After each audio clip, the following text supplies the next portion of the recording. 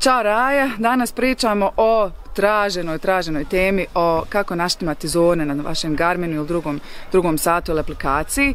To nam je vrlo važno jer je dosta naših trkača iz Tito zajednica i drugih pitalo zašto im zona recimo 1 i 2 su preniske pa ne mogu nikako da trče u tim zonama nego moraju hodati, ili zašto su konstantno u zoni 3 i 4 i kako to da naštimaju. Ok, sada ćemo na Connect aplikaciji pokazati kako da namjestite svoje zone da vam budu tačnije na Garminu. Dakle, otići ćete na glavni meni i izabrati Garmin Devices, vaš uređaj, i tu ćete kliknuti na svoj sat i pronaći opciju User Settings. Kliknut ćete tu i posljednja dole opcija vam je Heart Rate Zones gdje ćemo se mi zadržati i namjestiti zone.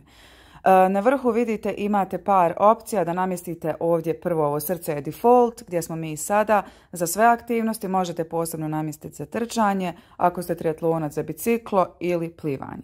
Evo, mi ćemo se zadržati na ovom općem i namjestiti prvi parametar koji je najvažniji, na čemu se bazira vaše mjerenje. Evo, kad kliknete tu imat ćete neke 3 opcije i uglavnom će default biti ova prva, postotak od max heart rate.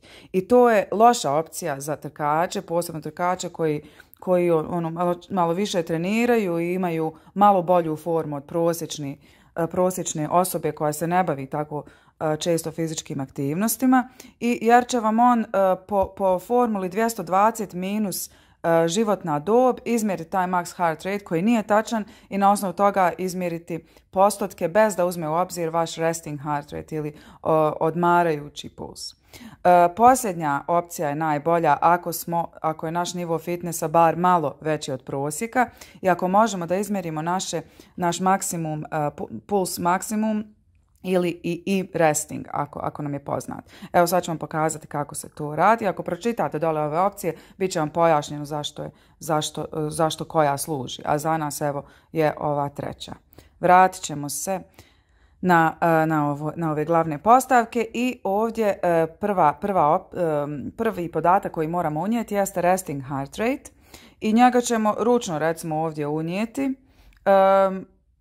neki broj, međutim postoji opcija da se to mjeri dok nosite Garmin. I ako nosite Garmin 24 sata, on će vam mjeriti taj resting heart rate i automatski povećavati ili smanjivati kako vam forma pada ili raste ili kako ste manje ili više umorni. I to možete namjestiti na satu tako što ćete otići opet na vašem Garminu na user profile i tamo resting heart rate ćete podesiti da se updates automatically, da vam on mjeri sam i mijenja ovu vrijednost. Ako vi to ne radite ili ne nosite stalno sat, najbolje je da izmjerite ujutru tek kad se probudite rano, mislim ne rano, kad god se probudite, kad ustanete, da ostanete još malo ležati u krevetu, još recimo neku minutu, da se smirite, da ne pričate i da se ne pomjerate i da onda onom standardnom metodom na lijevoj ruci dole na zglobu da izmjerite koliko otkucaja možete osjetiti u recimo 15 sekundi pa pomnožite to sa 4 ili u 30 sekundi i pomnožite sa 2 ili recimo za minutu pa imate taj cijeli broj i time ćete dobiti približno tačan vaš resting heart rate. I to je dakle način da izmjerite njega i onda unesete ovdje. Druga vrijednost koju ćemo izmjeriti i jeste maksimum heart rate, evo vidite dole, kod mene je to 194 konzervativno.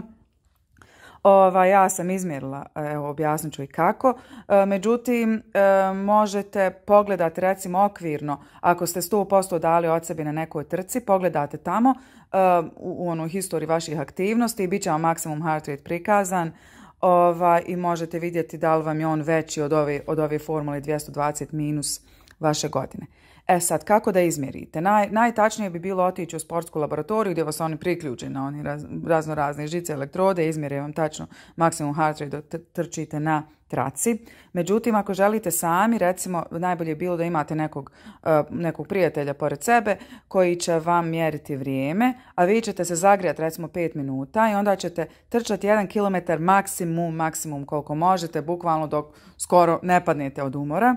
I u tom trenutku kad se zaustavite, onda ćete izmjeriti vi ćete izmjeriti isto tako na svom zglobu, na lijevoj ruci, puls, a ta osoba, pošto će tako biti lakše, ona će vam mjeriti vrijeme i vi ćete recimo izmjeriti koliko imate otkucaja u 15 sekundi ili 30 sekundi i time dobiti vaš maksimum heart rate koji će u većini slučajeva biti veći od ove default formule koju sam spomenula i onda ćete unijeti to ovdje i imat ćete ovaj resting heart rate koji ste izmjerili i zone će vam se ovdje automatski vidite podesiti. Zona 1 do 60, zona 2 70, zona 3 80% od tog heart rate rezerva.